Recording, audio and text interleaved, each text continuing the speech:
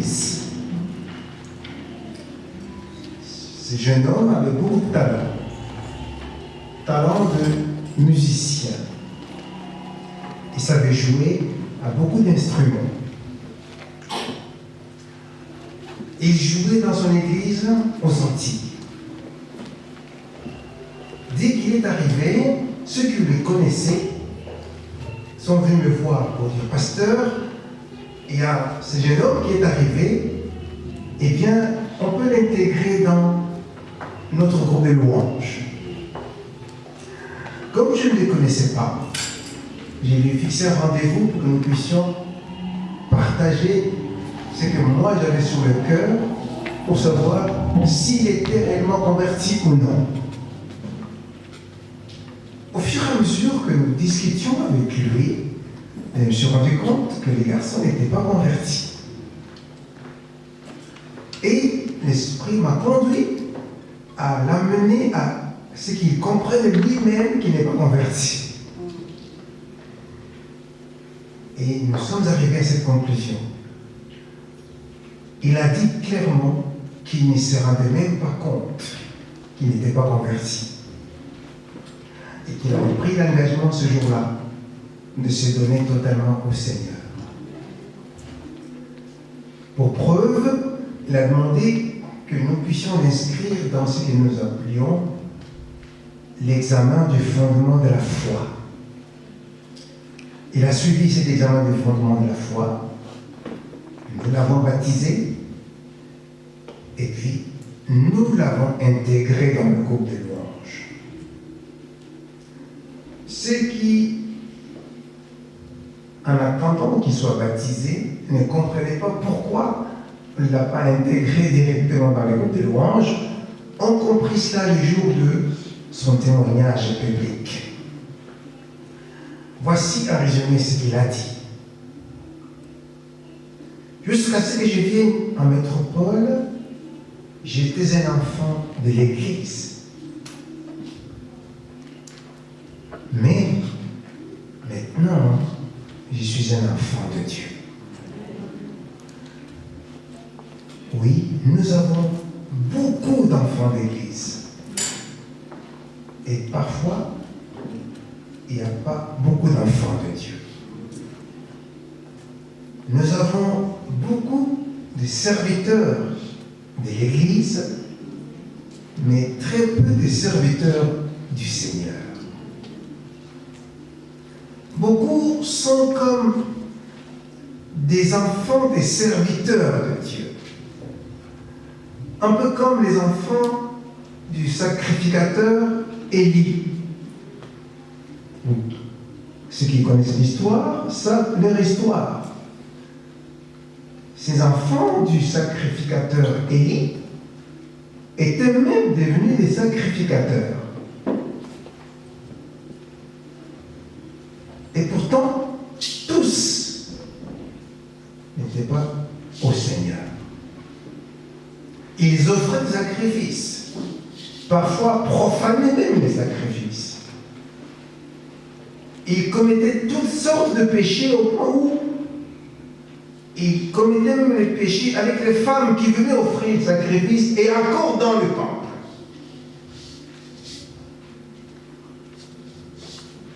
Être au service de Dieu, être nommé sacrificateur, cela ne veut pas dire qu'on est avec les Seigneurs.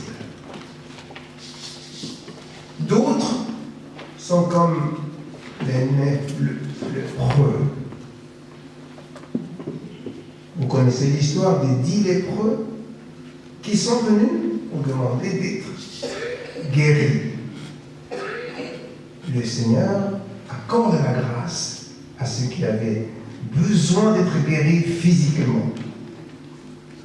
Sur les 10 lépreux, un seul est revenu au Seigneur pour rendre grâce, adorer Jésus. Mais les 9 autres, ils ont atteint leur objectif, c'était la guérison physique. Ils n'avaient pas la foi en Jésus-Christ comme sauveur, mais seulement comme guérisseur. Beaucoup de gens suivent l'Église ou autres pour des buts spécifiques, autres que la vraie foi, que la reconnaissance de leurs péchés et de la repentance devant le Christ. Ce qui va nous intéresser aujourd'hui, c'est cette question de savoir que nous sommes sauvés pour servir le Dieu vivant et vrai. Nous avons un passage où l'apôtre Paul dit, en Thessaloniciens, chapitre 1er, versets 2 à 10. Je vais vous inviter à lire ou à écouter. 1 Thessaloniciens, chapitre 1er, versets 2 à 10. L'apôtre Paul écrit ceci. Nous rendons continuellement grâce à Dieu pour vous tous, faisant mention de vous dans nos prières, nous rappelant sans cesse l'œuvre de votre foi, le travail de votre amour et la fermeté de votre espérance en notre Seigneur Jésus, devant Dieu, notre Père. Nous savons, frères bien-aimés de Dieu, que vous avez été élus. Notre évangile ne vous ayant pas été prêché en parole seulement, mais avec puissance, avec l'Esprit Saint et avec une pleine persuasion. Car vous n'ignorez pas que nous nous sommes montrés ainsi parmi vous à cause de vous. Et vous-même, vous avez été mes imitateurs et ceux du Seigneur, en recevant la parole au milieu de beaucoup de tribulations, avec la joie du Saint-Esprit, en sorte que vous êtes devenus un modèle pour tous les croyants de la Macédoine et de l'Achaïe. Non seulement, en effet, la parole du Seigneur a retenti de chez vous, dans la Macédoine et dans l'Achaïe, mais votre foi en Dieu s'est fait connaître en tout lieu, de telle manière que nous n'avons même pas besoin d'en parler. Car on raconte à notre sujet quel accès nous avons eu auprès de vous et comment vous vous êtes convertis à Dieu en abandonnant les idoles pour servir le Dieu vivant et vrai et pour attendre les cieux son Fils qu'il a ressuscité des morts, Jésus qui nous délivre de la colère à venir. Parole du Seigneur. Essayez de comprendre ensemble cette parole du Seigneur. Le verset 2 à 3, où il est écrit « Nous rendons continuellement grâce à Dieu pour vous, en faisant mention de vous dans nos prières, nous rappelant sans cesse l'œuvre de votre foi, le travail de votre amour et la fermeté de votre espérance en Jésus-Christ devant Dieu notre Père. » Dans ces deux versets, nous voyons bien que la conversion, qui est définie ici par l'œuvre de votre foi, la conversion précède le service, qui est défini ici par le travail de votre amour. La conversion au Seigneur Jésus-Christ précède le service. Et il dit aussi que qu'il n'y a pas que l'œuvre de la foi, mais qu'il y a la fermeté de l'espérance dans notre Seigneur Jésus-Christ. C'est-à-dire, une fois qu'on a eu la foi en Jésus-Christ, on tient ferme, quelles que soient les afflictions, quelles que soient les persécutions. Et c'est ce qui a été le cas pour les Thessaloniciens. Vous savez que les gens de Thessalonique étaient tellement virulents contre les chrétiens, alors que ceux de Bérée étaient bien disposés. La foi, le service, la persévérance. Le travail de l'amour, c'est ce qui découle de la vraie foi. Puisqu'on ne peut pas avoir la foi sans servir Dieu. Nous revenons sur le sujet de notre méditation. Nous sommes sauvés pour servir le Dieu vivant et vrai. Nous ne servons pas n'importe qui. Nous servons le Dieu vivant et vrai. Dites après moi, le Dieu vivant est vrai. Le Dieu vivant est vrai. Vous savez, beaucoup de gens ne servent pas le Dieu vivant et vrai. Beaucoup de gens servent des idoles, servent des faux dieux. Et ils croient dans leur sincérité qu'ils sont dans la vérité. Mais la sincérité n'est pas nécessairement la vérité. Vous pouvez être sincère, mais dans la fausseté. Nous avons besoin du Dieu vivant et vrai. Et nous sommes sauvés pour servir ce Dieu vivant et vrai. La foi, c'est quelque chose qui provient de l'écoute de la parole de Dieu. Il est dit, la foi vient de ce que l'on entend, et ce que l'on entend vient de la parole du Christ. C'est quand on écoute la parole de Christ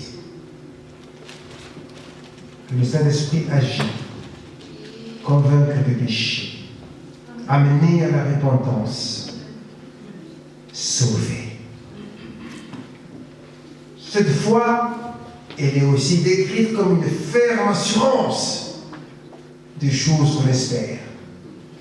Une ferme assurance parce qu'une fois qu'on est sauvé, il faut tenir ferme. Il ne faut pas lâcher. Quelles que soient les situations que l'on puisse rencontrer sur le chemin de la foi.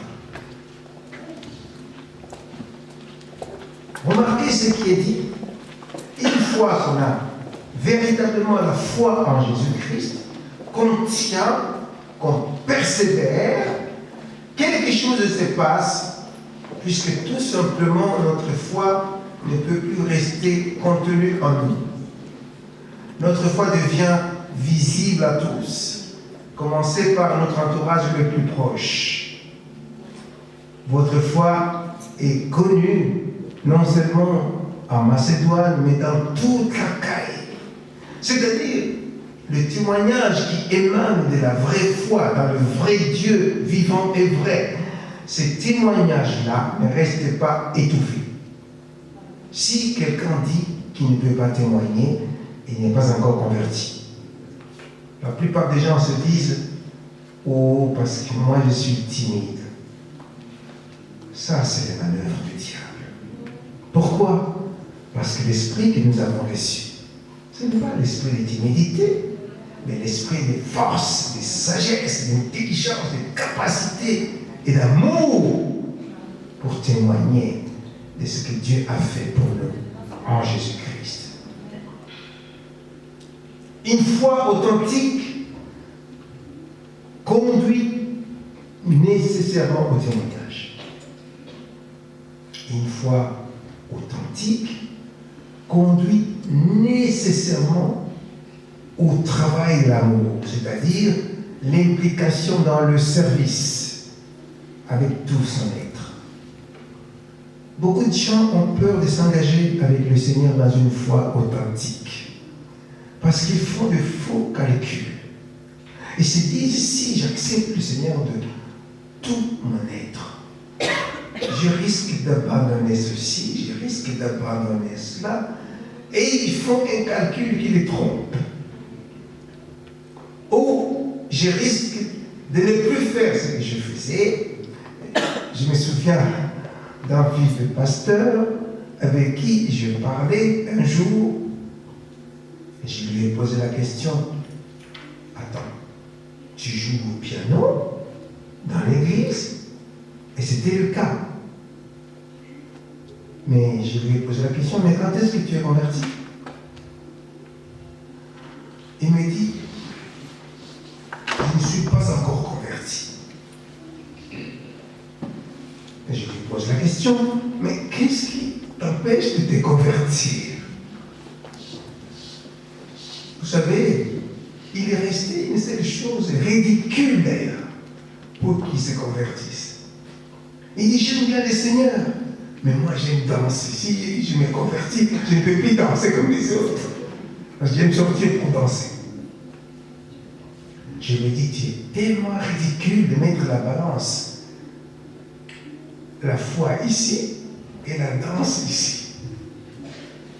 Si Jésus revenait, est-ce que tu partiras avec lui? Il répond sincèrement, non, parce que je n'ai pas encore pris l'engagement pour lui. Et s'il te pose la question, mais tu manques le ciel à cause de la danse? Le Saint-Esprit lui a parlé. Il a pris l'engagement. Aujourd'hui, il a pris l'engagement et il sert le Seigneur dans son Église. Qu'est-ce qui t'empêche de te donner totalement au Seigneur? Parfois, c'est très peu de choses. Vous savez, devant Dieu, nous n'aurons aucune excuse valable pour ne pas prendre l'engagement avec Dieu. Je vous raconte l'histoire qui est racontée par Jésus des talents. Un maître donne différents talents à ses serviteurs. À l'un, il donne 5. À l'autre, il donne 2. À l'autre, il donne 1, selon la capacité de chacun. Celui qui avait 5, et il travaille, il a produit encore 5 autres. Il en avait 10. Celui qui en avait 2, selon ses capacités, a produit combien? 2. Et il en avait 4. Et celui qui en avait 1, qu'est-ce qu'il a fait? Il a pris son talent, il a creusé la terre, il a enfoui cela dans la terre. Quand le maître est revenu et qu'il a demandé qu'on lui rende des comptes, c'est lui qui en avait 5 et lui dit, Seigneur, tu m'as donné 5, mais en voilà 10. Le Seigneur lui dit, bon et fidèle serviteur, entre dans la joie de ton maître. C'est lui qui n'en avait que 2. Il en a produit encore 2. Il en avait combien? 4.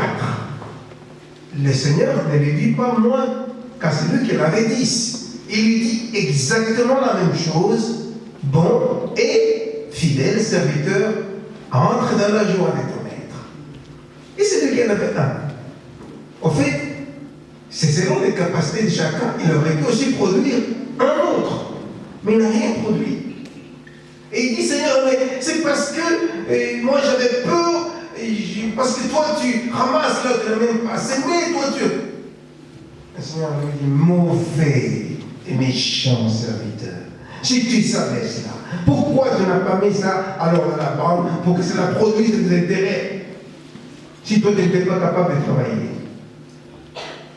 prenez-les, liez-les, mettez-les dehors. Nous n'aurons aucune justification pour ne pas recevoir ce que Dieu nous a donné et de le mettre en valeur. Aucune justification.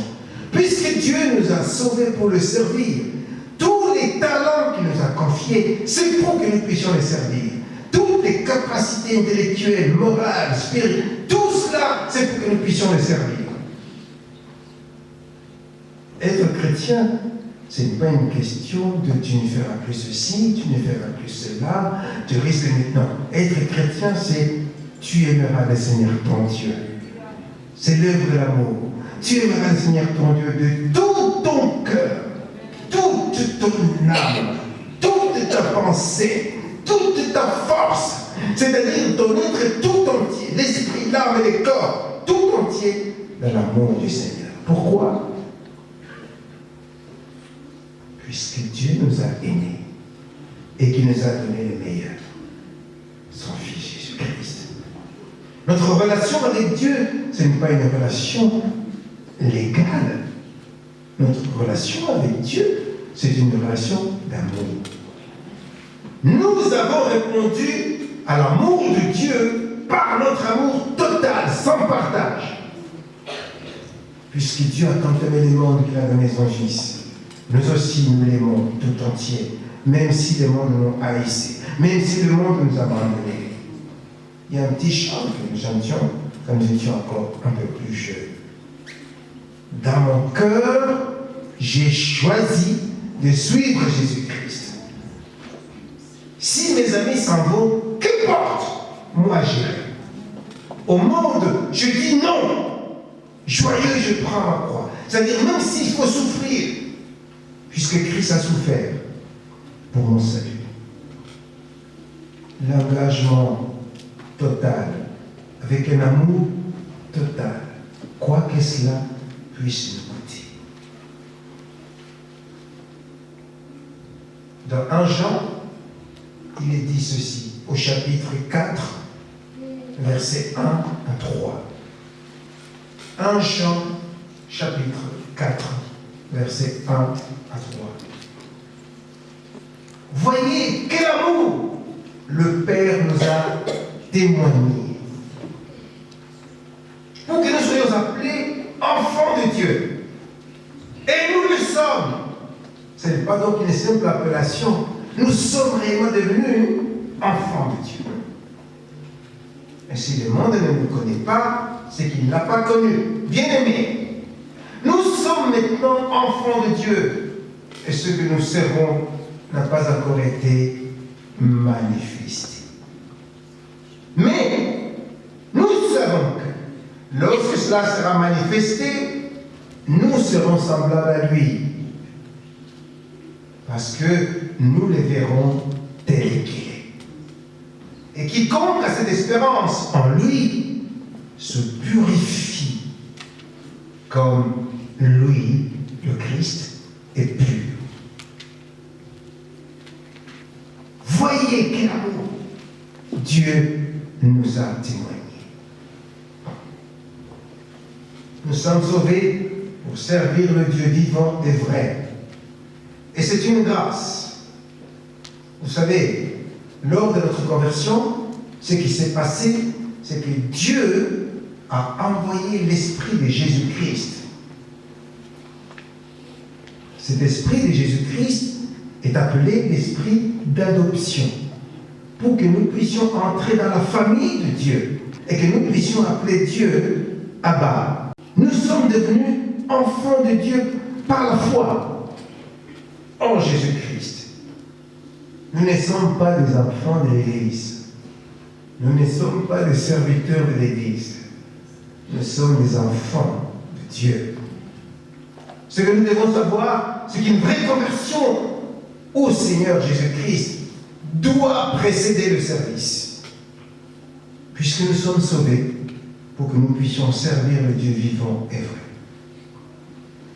Ceux qui font le contraire, et là c'est le piège, c'est de s'impliquer dans le service, quel que soit le service, s'impliquer dans le service alors qu'on n'est pas converti. Dans Matthieu chapitre 7, versets 21 à 23, Matthieu chapitre 7, versets 21 à 23, Jésus termine son sermon sur la montagne qui commence au chapitre 5, 6 et qui se termine au chapitre 7. Il dit ceci: ceux qui me disent Seigneur, Seigneur, ils n'entreront pas tous dans le royaume des cieux, mais celui-là seul qui fait la volonté de mon Père qui est dans les cieux. Plusieurs me diront en ce jour-là. En ce jour-là veut dire le jour du jugement, à la fin des temps. Plusieurs me diront en ce jour-là, Seigneur, Seigneur, n'avons-nous pas prophétisé en ton nom? N'avons-nous pas chassé des démons en ton nom? N'avons-nous pas fait des miracles en ton nom? Alors, c'est Jésus qui reprend. Je leur dirai ouvertement, je ne vous ai jamais connu. Retirez-vous de moi, vous qui commettez l'iniquité. Réfléchissez à cette sentence finale, parce que cette sentence n'a plus de recours, c'est la fin du temps. Alors qu'aujourd'hui, la possibilité de repentance et d'abandon de l'iniquité est toujours là. Nous sommes dans le temps de la grâce.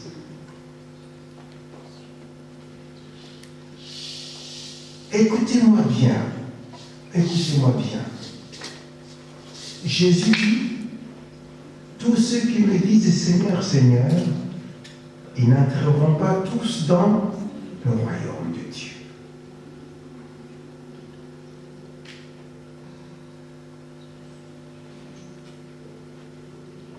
Et puis, à la fin des temps, beaucoup viendront et me diront, mais Seigneur, nous avons prophétisé en ton nom. C'est-à-dire au nom de Jésus. Nous avons fait des miracles en ton nom. C'est-à-dire, il y en a qui aujourd'hui font des miracles au nom de Jésus. Qui chassent les démons au nom de Jésus. Et parfois même qui font des spectacles au nom de Jésus. Mais ils continuent à commettre l'iniquité. Est-ce que Jésus les connaît? Parce qu'ici, il emploie cette phrase assez terrible, je ne vous ai jamais connu. En d'autres termes, si on continue à commettre l'iniquité, eh bien Jésus ne vous connaît pas encore. Qu'est-ce que Jésus attend? C'est que les gens s'engagent à faire la volonté de Dieu. Celui-là seul qui fait la volonté de mon Père qui est dans les cieux. Mais quelle est la volonté de Dieu? Que celui qui invoque le nom de l'Éternel s'éloigne de l'iniquité. Qu'il vive selon la parole de Dieu. Que celui qui dit qu'il a répondu à l'amour de Dieu par son amour observe ses commandements. Si vous m'aimez, vous garderez mes commandements, dit Jésus. Quand notre relation à Dieu est une relation d'amour et que nous aimons Jésus, nous faisons tout pour lui plaire. Quand nous donnons parfois des séminaires pour le couple, nous leur disons le point central de la relation entre l'homme et la femme, c'est l'amour.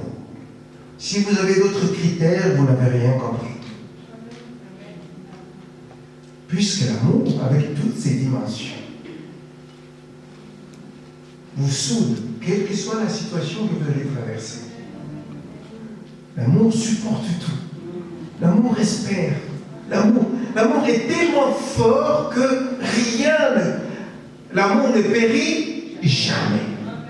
C'est ça qui nous lie au Seigneur Jésus. Et Jésus dit, si vous m'aimez, vous garderez mes paroles.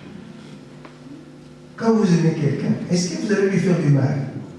Est-ce que vous allez essayer de le trahir? Est-ce que vous allez tramer contre lui des choses qui ne sont pas bien? Non. Vous l'aimez et vous ne cherchez que du bien. Quand nous aimons vraiment à Jésus, nous ne pouvons pas le décevoir. Si vous m'aimez, vous garderez ma parole. Être au service sans connaître Dieu. Aujourd'hui, on entend beaucoup de gens qui se nomment prophètes, prophétesses, apôtres, bishops, tout ce que vous pouvez entendre. Mais est-ce que tous ces gens-là sont connus par Jésus?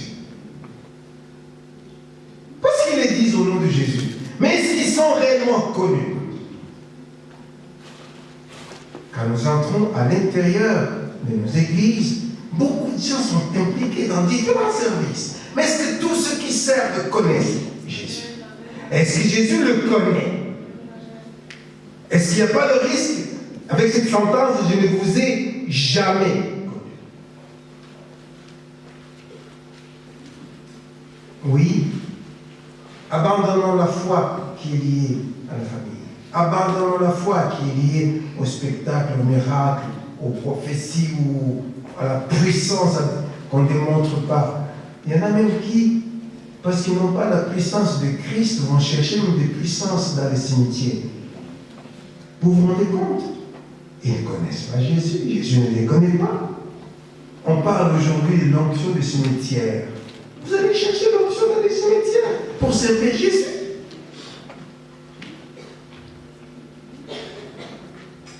Servir Jésus-Christ doit provenir de la vraie foi en Jésus-Christ. Et quand on a véritablement la foi en Jésus-Christ, alors on abandonne l'iniquité, alors on se consacre totalement au Christ, et alors on s'engage à faire la volonté de Dieu. Vous savez, quand Jésus a enseigné la prière, il y a une chose qui doit attirer notre attention.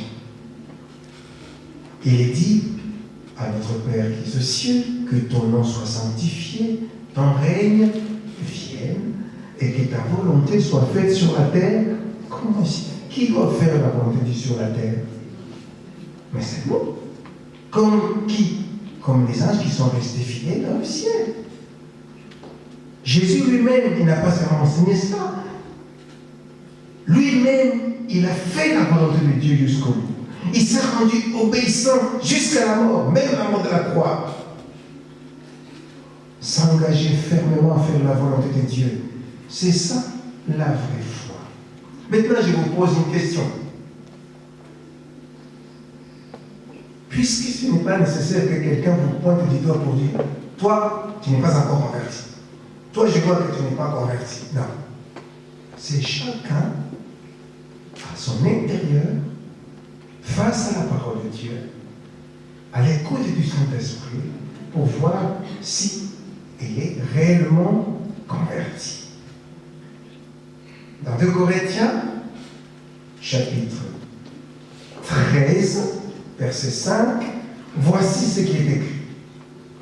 2 Corinthiens 13, verset 5. Examinez-vous vous-même pour savoir si vous êtes dans la foi. Examinez-vous vous-même. Ce n'est pas que quelqu'un doit venir te dire tu n'es pas converti. Non. Tu dois savoir si tu es converti. Puisque la Bible nous dit, l'Esprit lui-même dit à notre esprit que nous sommes devenus enfants de Dieu. Le témoignage du Saint-Esprit en nous est une grâce. Éprouvez-vous vous-même. Examinez-vous vous-même. Est-ce que vous êtes dans le Seigneur? Est-ce que vous êtes réellement convertis? Voici mes exhortations. Si, maintenant même où nous parlons, tu es au service, quelque part, dans l'église, mais tu continues à vivre dans l'iniquité, sache que le Seigneur Jésus ne te connaît pas. Et ce n'est pas trop tard. Puisqu'une fois que tu as écouté la parole du Christ, il faut que tu réagisses. Et que tu réagisses en acceptant la parole de Christ. Le Saint-Esprit parle. Aujourd'hui, si tu entends sa voix, n'endurcis pas ton cœur. Maintenant, je reprends la même chose, mais avec un langage direct. Puisque aujourd'hui tu as entendu sa voix, n'endurcis pas ton cœur. Puisque quand Dieu te parle, c'est parce qu'il t'aime. C'est parce qu'il ne veut pas que tu sois dans la sentence finale pour dire « je n'étais jamais connu ». Il veut qu'il te connaisse, que toi tu les connaisses, que toi tu t'engages avec lui pour la gloire de Dieu et pour ta vie éternelle.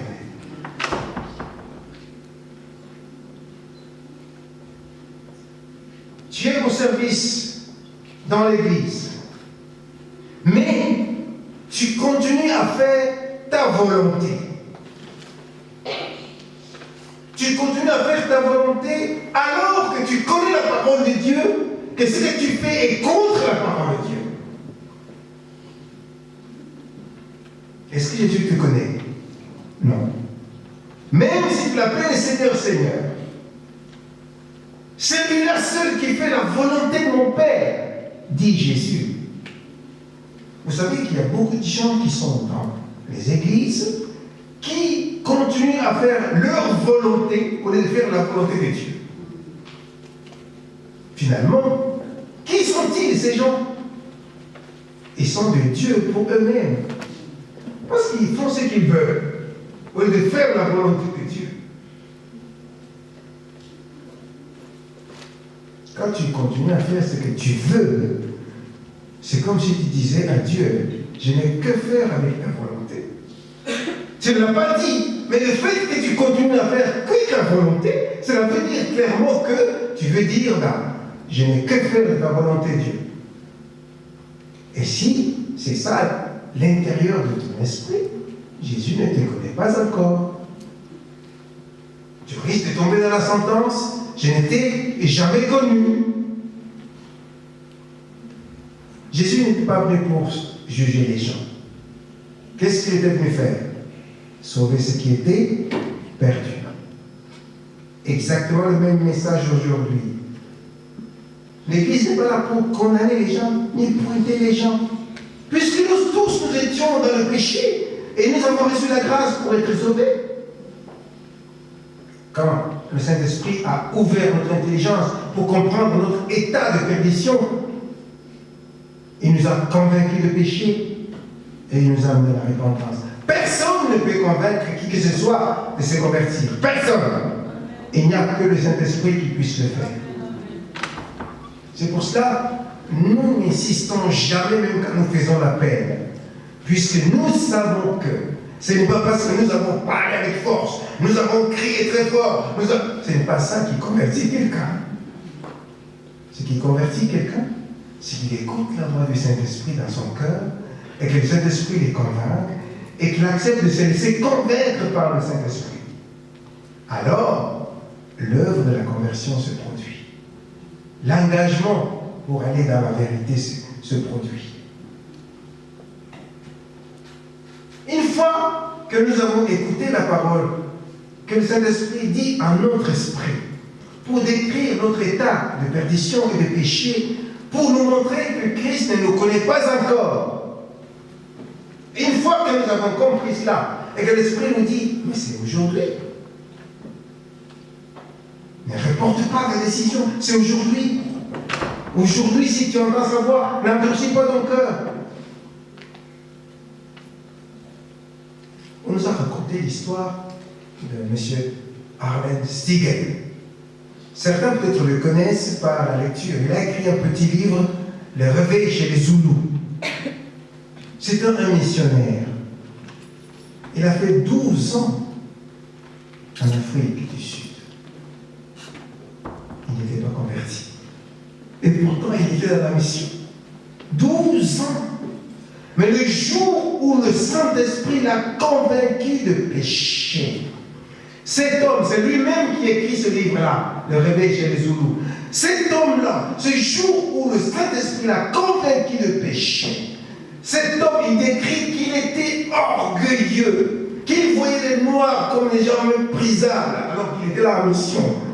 Ce jour-là, devant les Noirs, il s'est mis à genoux et il a commencé à pleurer, à demander pardon à ces Noirs qu'il méprisait. Dieu lui a accordé la grâce. Oui, être dans une mission, être dans le service, ce n'est pas la conversion.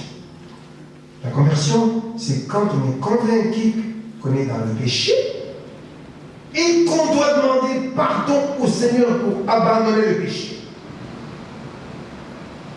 Alors, il est dit ici, nous nous sommes réjouis que vous vous êtes convertis à Dieu en vous détournant des idoles pour servir le Dieu vivant et vrai. Se détourner des idoles. Abandonner tout ce qui prend la place de Dieu. Voilà les idoles. Si ta famille est une idole, décide-toi de te donner à Dieu, quelle que soit la position de la famille. Tu ne diras pas à Jésus, mais c'est parce que la famille m'a empêché de... Non, c'est ta responsabilité personnelle. Si ton travail, c'est quelque chose qui devient comme quelque chose de plus important que Dieu, attention, rappelle-toi que même ce travail-là, c'est Dieu qui te l'a donné. Rien ne devrait nous empêcher d'être avec le Seigneur. Dieu nous fait grâce d'être à l'écoute de sa parole, à l'écoute de la parole du Christ. Nous sommes sauvés. Oui, nous sommes sauvés par grâce et par le moyen de la foi. Nous avons été créés pour les œuvres que Dieu a préparées d'avance pour que nous puissions les pratiquer. En d'autres termes, les services, ce n'est pas nous qui avons décidé de servir Dieu. Il est dit, nous sommes sauvés pour servir le Dieu vivant et vrai, mais les services que nous faisons, c'est parmi les œuvres que Dieu a préparées d'avance. Nous n'avons pas besoin, nous, de dire, moi je vais servir comme ça, moi je vais servir comme ça. Les œuvres que nous devons pratiquer, c'est ce que Dieu a préparé d'avance. De telle manière que notre responsabilité, c'est de prier Dieu pour nous donner la sagesse, pour discerner quelles sont les œuvres qu'il a préparées d'avance. Quand tu commences à te comparer à tel ou à tel, tu vas te casser la figure. Demande à Dieu quelles sont les œuvres qu'il a préparées d'avance, pour que tu puisses les pratiquer pour sa gloire. Même en ce qui concerne le ministère, nous n'avons pas besoin de choisir un ministère quelconque. Dans Éphésiens chapitre 4, versets 11 à 13, Éphésiens 4, versets 11 à 13, il est dit, c'est Jésus-Christ qui a donné les uns comme apôtres, les autres comme prophètes, les autres comme évangélistes, les autres comme pasteurs et docteurs pour le perfectionnement des saints, en vue de l'œuvre du ministère d'édification du corps de Christ, jusqu'à ce que nous soyons parvenus à l'unité de la foi et de la connaissance du Fils de Dieu, et à l'état d'homme fait à la mesure de la stature parfaite de Christ. En d'autres termes, c'est Christ qui choisit et qui distribue les ministères. Nous avons un privilège de savoir que Dieu, avant même notre conversion, nous a choisis. Dieu, avant notre conversion, a préparé les œuvres d'avance pour que nous puissions les pratiquer une fois convertis. Même le choix de dons spirituels, ce n'est pas à nous de choisir. Moi, je vais tel don. Moi, je vais prophétiser. Moi, je veux. Il est dit dans 1 Corinthiens, chapitre 12, verset 11, que le seul et le même esprit opère toutes ces choses, c'est lui qui les distribue à chacun comme il veut. C'est donc la volonté du Saint-Esprit qui compte, parce que ce sont les dons du Saint-Esprit. Même s'il nous a exhortés de chercher les dons les meilleurs, nous devons nous soumettre au Saint-Esprit qui les distribue comme nous. Chacun de ceux qui sont convertis a reçu au moins un don, puisque nous ne pouvons pas servir Dieu avec notre propre force. Dans 1 Pierre chapitre 4, verset 10, 1 Pierre 4, verset 10, il est dit ceci: comme de bons dispensateurs des diverses grâces de Dieu, que chacun de vous mette au service des autres le don qu'il a reçu. Oui, en toute humilité, Dieu nous accorde la grâce de faire sa volonté. J'ai terminé. Le salut doit être avant toute chose la foi en Christ, la vraie conversion qui implique un engagement personnel et qui doit être dans la durée, quelles que soient les situations qu'on puisse traverser. La foi, la conversion, l'engagement, la persévérance. Et cette foi génère nécessairement le service. Nous sommes sauvés pour servir le Dieu vivant et vrai. Il ne faut pas inverser les choses. Une fois convertis, nous servons Dieu de tout notre être. Puisque c'est ça la raison de notre existence. Être au service de Dieu. Je vais vous inviter à prier.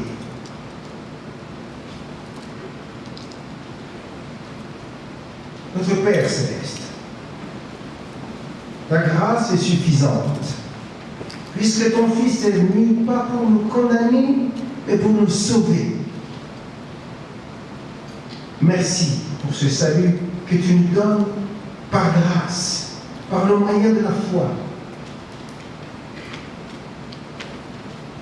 Que tu accordes cette grâce aussi aujourd'hui, si parmi nous il y en a qui ne sont pas encore sauvés, qui ne sont pas encore connus de toi et qui ont besoin de te connaître et d'être connus par toi.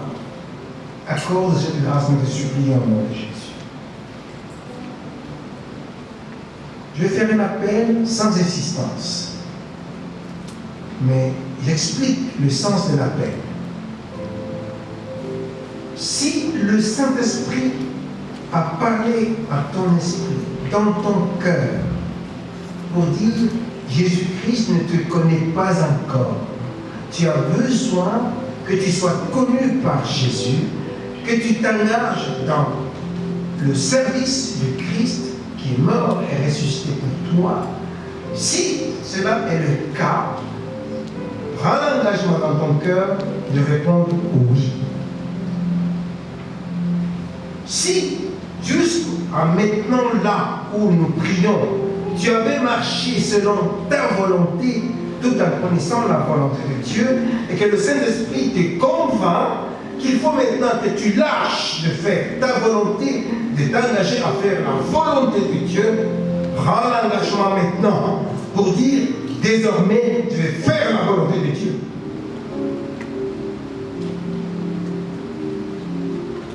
Maintenant, écoutez l'appel. Si tu as répondu dans ton cœur en prenant un tel engagement, lève ta main, nous allons prier pour toi. Au nom de Jésus. Alléluia. Tu peux baisser la main. Alléluia. Dieu te bénisse, tu peux baisser la main. Alléluia. Dieu te bénisse aussi. Alléluia. Dieu vous bénisse au nom de Jésus. Je termine, puisque j'ai pris sans insistance. Seigneur, tous ceux qui ont pris l'engagement se lèvent pour que je les consacre à toi. Mettez-vous là où vous êtes, sans vous déplacer. Seigneur Dieu Tout-Puissant, je t'offre ces sacrifices vivants qui a pris l'engagement pour toi et pour ça, se consacrer totalement à ne faire que ta volonté et ta volonté seule, qui sera le critère du jugement à la fin. Que ta grâce leur soit accordée dans leur consécration totale et protège-les dans leur engagement, donne-leur la persévérance jusqu'au bout, au nom puissant de Jésus. Amen.